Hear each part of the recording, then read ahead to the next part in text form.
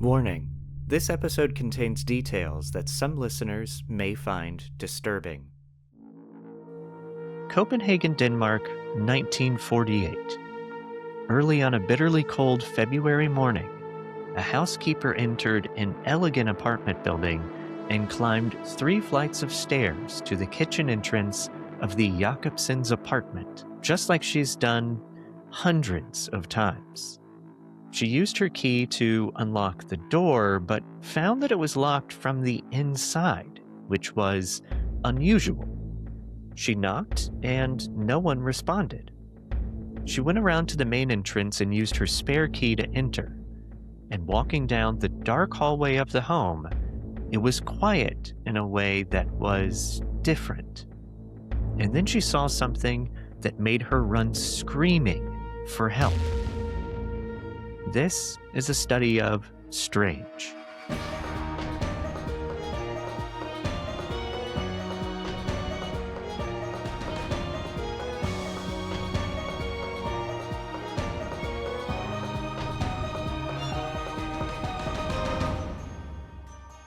Welcome back to the show. I am your host, Michael May.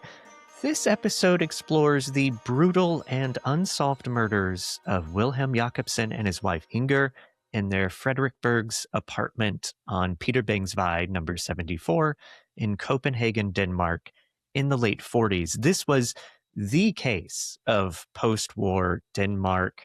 It dominated headlines, and since it is unsolved, it has left behind just a tangled mess of evidence and conspiracy theories. Before I get into it, if you're new here, please subscribe, leave a rating and review if you so desire. It really helps out the show.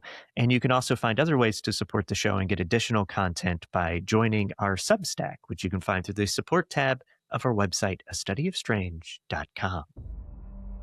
53-year-old Vilhelm Jacobsen was an office manager at English House, which is a menswear manufacturer and department store in Copenhagen. His 52-year-old wife, Inger, was a homemaker. They were well off. Jacobsen's job had a very good salary. I wouldn't call them particularly super rich, but they were wealthy enough to have a very comfortable upper middle class life. The couple occupied a large third-floor apartment at Peter Bangs Vej 74 in the suburb of Frederiksberg. In 1948, Denmark was still emerging from the chaos of World War II, and there were a lot of black market dealings. And when we hear black market, we may think of stolen artwork or guns and ammunitions and drugs. There can be a black market for anything, and there definitely was during the war, including textiles, materials, food, etc. In Denmark, there was recently a very massive criminal case which exposed corruption among businessmen, police, and the public trust in their institutions, and the government was very low at the time of this case. This context is important when you have an eventual double murder and the authorities can't solve it because the public, already not fully trusting their authorities, they start to suspect conspiracies and cover-ups. On Thursday, February 19, 1948, witnesses reported that the Jacobsens rose early. Vilhelm caught the 7:36 a.m. S train from Peter Bangs Vej station to work, and after seeing him off, Inger had coffee around 8 a.m. and let the housekeeper, Asta Hansen, in through the kitchen door. The housekeeper cleaned the apartment until about 1 p.m., and when she left, she noticed that Inger was resting on a sofa. A neighbor confirmed that she heard cleaning noises until about 1 p.m. and then silence after that.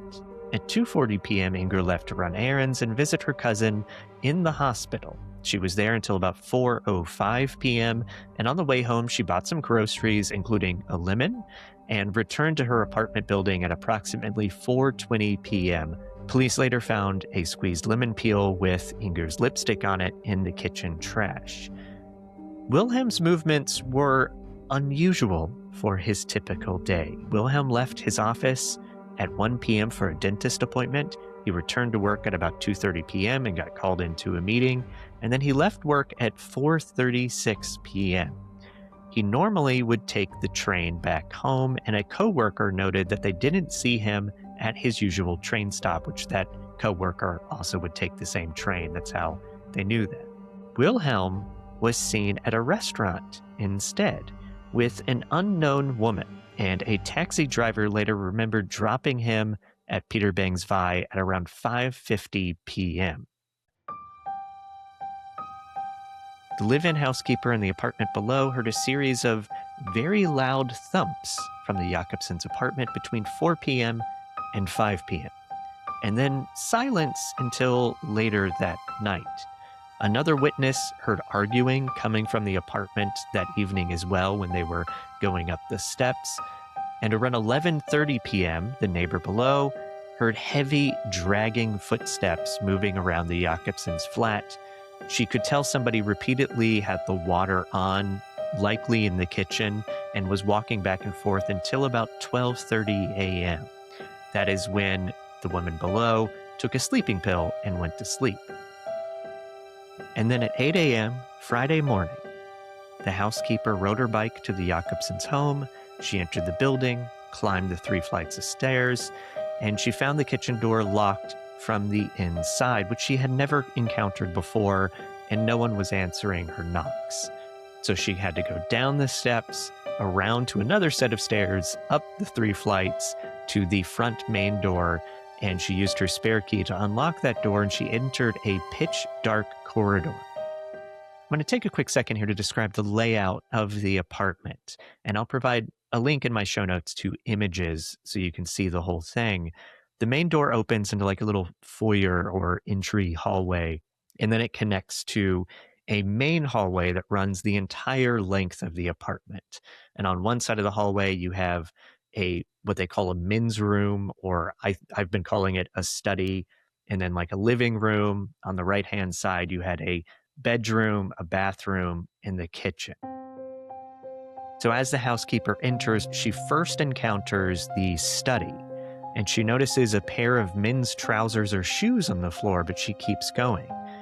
She pushed open the bedroom door, and that is where she saw Inger lying on the floor, covered in blood. So the housekeeper ran to a neighbor's, and they returned to see these horrendous murders. And then the neighbor called the police. Detective Lutken Larsen and 2 uniformed officers arrived at about 8:30 a.m., and shortly afterwards, the chief of police himself insisted on coming to the crime scene, which is, of course, unusual for a chief. The apartment soon filled with many investigators and police from multiple departments. The estimated count of people being there is 29, rummaging around this crime scene. And I even read a note that mentioned the chief stepped in blood at one point and left bloody footprints. So it's not a very well taken care of crime scene. I will point out, though, that even to this day, murder is not very common in Copenhagen. This case was very unique, and it was terrifying for the police. So I have some understanding of why the chief wanted to go to the scene himself and why so many people showed up. This is a unique case for them to be handling. And they also knew that they had their hands full, not just with the investigation, but managing the public as well. So here are some details from the scene of the crime. And as we go along, you'll see they get stranger and stranger. Investigators found Wilhelm's body in the study, and he lay on the floor covered in a blanket, and a bedspread was kind of wrapped around his shoulder. There were 2 towels with knots around his neck, and a rolled-up stocking had been stuffed into his mouth. His right wrist was deeply cut all the way to the bone, though pathologists later determined that the cut was inflicted after death. A carving knife from the kitchen lay under his right arm, and then there are a couple other details here that are very odd. One is there was a broken wooden chair on top of Wilhelm's body, and the broken arm from this chair may have been used as the murder weapon. He had been beaten on his head to death. Also, a walking cane was placed at Wilhelm's body, and it was not used as a weapon. Now, this cane is from the Jacobsens' apartment. They had a container at the front door that had a bunch of different walking canes in it. Inger was found face down in the bedroom on the floor, her head pointed towards the door. A pillow and bedspread were placed under her head. There was a duvet covering her body. A walking stick was also found on Inger, also not the murder weapon. Her head and the floor were soaked with blood, and a heavy porcelain table lamp was found with its cord cut, and its lead base was blood-stained. Investigators believe that this lamp was the murder weapon because it could inflict the severe skull fractures which were found on the victim. It also theorized that Inger had been killed in a different room and then dragged into the bedroom itself, whereas Wilhelm was killed in the study where he was found. Inger's body being dragged may account for the weird, draggy type noises that were heard from the neighbor below. Both victims had their faces covered. In the living room, on a shelf above the radiator, they found Inger's earrings, some combs, and dentures, and they were arranged neatly on this shelf, covered in blood. The cords to lamps and electrical devices throughout the apartment were cut in several rooms. The blinds were drawn closed. Importantly, valuable antiques, jewelry, and money were not taken. The only items that have been discovered to likely have been taken that night were 2 blank checks, number 84451 and 84452, torn from a new checkbook that Wilhelm had received only 2 days earlier. There was a receipt for one of those checks, and it was made out for 8,500 kroner. Many people were questioned, including co-workers, servants, neighbors, everyone. I say many times because authorities questioned maybe thousands of people. There's so many people that they questioned. Witness statements, of course, varied, as witness statements do, but from those, investigators did piece together the information I provided earlier about the couple's movements over the last day of their lives. It is suspected that Inger was killed first, and then Wilhelm arrived home. The killer or killers were inside, and they attacked him. A few witnesses mentioned seeing police stationed outside the apartment building the day and the night of the murder. This should be taken with a grain of salt because witnesses, as they commonly do, misremember things, and the timing of events could be getting confused when they think about it, and they might have seen police outside the apartment building after the murder had been discovered and when police were there investigating.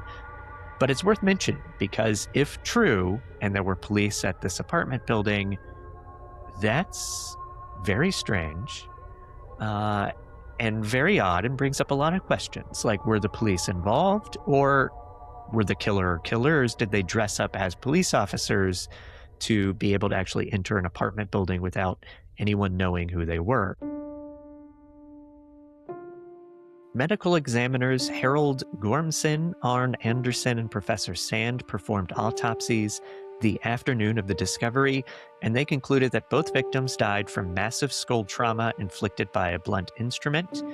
Wilhelm's wrist wound was in fact post-mortem, and Inger wore 2 pairs of underwear, both turned inside out, a detail that no one has been able to explain if it's even related to the murders in any way, shape, or form.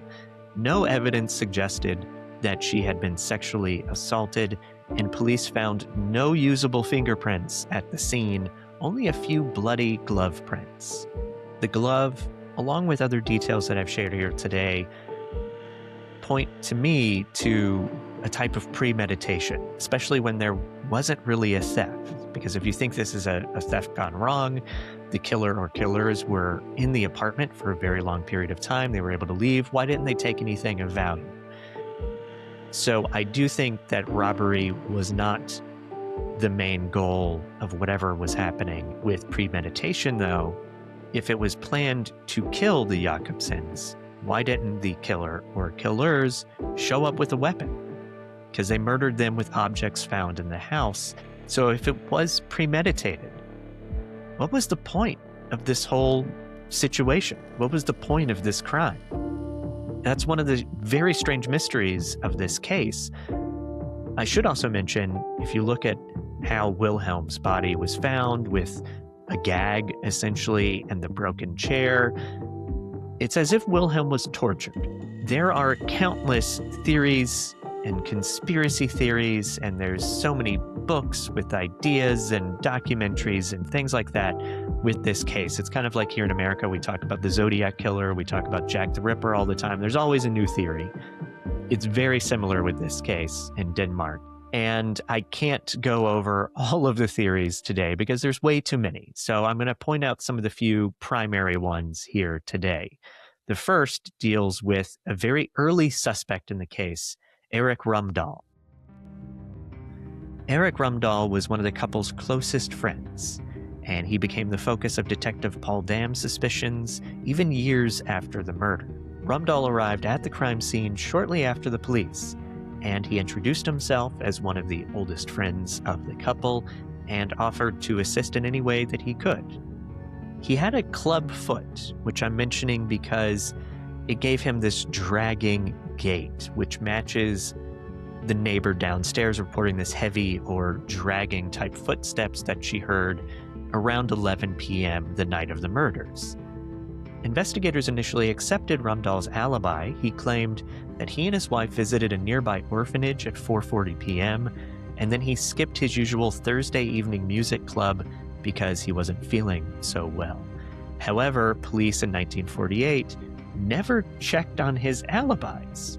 So years later, when questioned again, Rumdahl changed aspects of his story, sometimes saying that he had attended the music club after all, and later claiming that his wife had been with him, and he also admitted that he regularly visited Inger on Fridays to deliver food. His story kept changing, which is very suspicious. Detective Dam believed that Rumdahl was the killer, but there was no physical evidence or motive, though some theories suggest that he was Inger's lover. But even that to me doesn't provide the same motive for the way that this couple was brutally killed. Physically, I also have many doubts that Rumdahl could be the killer due to how brutal and violent these murders were. I don't think he could have done it, at least by himself. Nonetheless, Erik Rumdahl lived into very old age, and he was constantly talked about and linked to this case as a prime suspect. Rumdahl, he was a unique fella, and he seemed to actually like the attention that he would get. I don't think he liked being a suspect, but I think he somewhat enjoyed the attention. Before he had passed away, he had made a comment to detectives that if he did kill the Jacobsens, he promised he would leave a note as a confession. And then when he died, he did not leave a confession, though he did have a collection of documents and information on the case that had never been released publicly. And it has since been shared with certain investigators and writers that have studied this case. Which also makes me realize I need to clarify something. A lot of information in this case has never been released publicly. So having a folder with information that I'm sure the police had, but it had never been out to the public, that's a big deal, especially for the armchair detectives out there to start to get information that Rumdahl had that the police had never shared. Another theory, which was proposed by a Danish author, suggested that double murder was linked to the Spider Black Market ring. This is part of that major criminal case that I mentioned earlier at the top of the show. In this scenario, Wilhelm secretly kept two sets of accounts, one official and one covering illicit activities which could include counterfeit currency trading or unauthorized arms deals, or even materials used to make clothing that could sell at the department store that Jacobsen worked at. During World War II, it was very hard to buy and source materials. Allegedly, Jacobsen was very good at his job, and during the war, he was able to procure things to keep the department store running. So there is some validity to this theory. After the war, he could have still been mixed up with unscrupulous people or owed money to a certain group, etc. So this theory suggests that Jacobsen threatened to expose his criminal partners unless compensated. The author that first started to propose this suggested that furniture dealer Johannes Linde, a key figure in that Spider case, ordered a hit to recover incriminating documents. And then while this is happening, Inger returned home unexpectedly, was struck with the table lamp, panicked. The guy inside then calls his bosses. He's like, oh my God, she showed up at home. This is terrible. I don't know what to do. So his bosses send two men, Olsen and Jurgensen, who was later convicted of another double murder aboard the fishing boat Ilo in April of 1948. So these two gentlemen show up at the apartment. Wilhelm shows up, and they subdue him. According to this theory, the criminals beat Wilhelm to force him to reveal these documents, and then they accidentally kill him in the process. They then staged the scene and removed the documents they were there for. There is no definitive evidence linking this gang or those suspected killers I mentioned to the Jacobsens' death, but this theory is compelling. Even if just certain aspects of it. Maybe it's not that group specifically, but something else associated with black markets. Again, during the war, he allegedly was able to source materials that were hard to come by, and maybe some of that is coming back to haunt him now in post-war Denmark. One of the things I like about that theory is the crime scene is so confusing. You have those walking canes, you have the faces covered up, you have blankets with both bodies, you have towels, you have one of the bodies moved into the bedroom, all the cords being cut around the apartment. It's almost as if somebody committed the murders and then wanted to make the crime scene really confusing, to make it hard to investigate. And that seems to be part of that overall theory. Another theory that often comes up is that Inger had a secret lover. She was a very social person. She had a lot of friends. She was very likable. Wilhelm was very much about work, go to work, come home. And while there have been many theories about who Inger's secret lover was, including Rumdahl that I mentioned earlier, some people suspect he was a lover, but there was a mysterious telephone number in Inger's pocket diary found at the scene, and it belonged to a younger divorced factory owner who has not been named, who worked closely with the English house where Wilhelm worked, and he drove a large car similar to one that was seen near the apartment building on February 19th. Police tried to investigate this gentleman, even sneaking into his home at one point. But as with Rumdahl, officers never thoroughly checked the factory owner's alibi.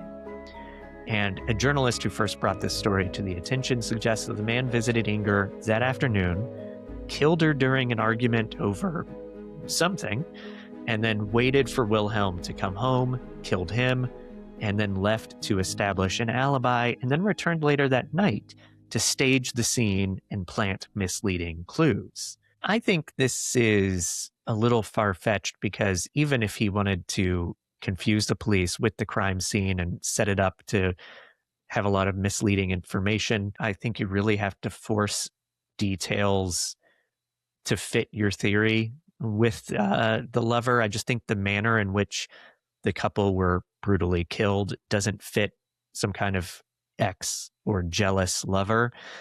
It just doesn't line up for me. But if you like this theory, let me know. Send me an email, istudyofstrange@gmail.com. I won't mention there's some others just very quickly. There's a theory about a greengrocer that lived nearby that was involved with German intelligence, and that connected somehow to Wilhelm. And, there's a cover-up and conspiracy, and so they're killed. Speaking of spies, there's also another gentleman named Hearn, who was supposedly a German spy, and he killed Inga because she knew his secret. He drove a large Russian car that was unique in the neighborhood and was seen by witnesses before the murder.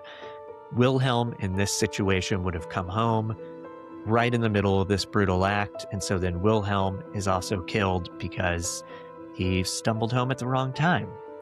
Now, I mentioned those two theories about the German spies. I didn't even provide Cliff Notes versions of these spy theories. I just kind of mentioned them.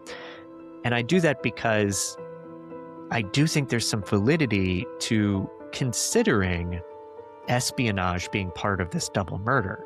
You're in Denmark, which was occupied by the Nazis. You have an executive at a big company that may have been involved with black markets. or espionage in general as well. His company did create some uniforms for the Nazis, so he had some direct tie to Nazis. Whether he supported them or not, I actually don't know. But I think there's some validity to some kind of connection to espionage. And I believe whatever your theory is, you have to take into account the strange stagings of the crime scene. The body's covered in blankets, the gag in his mouth, pillows under the heads, walking canes, which no one has ever been able to explain, and Wilhelm potentially being tortured that night. So I believe these details explain a lot about the killer, not that it helped solve the case. The double murder on Peter Bangs Vej remains unsolved. In 1954, the Danish justice minister ordered a special commission to reopen the case, but the final report produced no definitive suspect. Limitations in forensic technology, early mistakes at the crime scene, such as allowing many people to walk around the apartment, and the failings to check alibis when people were questioned, all of this hampered the investigation. The case continues to be the most polarizing, unsolved case in Denmark. You've just listened to A Study of Strange. Consider helping us keep the lantern lit, illuminating the unexplained, by subscribing to our Substack. Just head to the support tab at astudyofstrange.com. Until next time, stay curious and stay strange.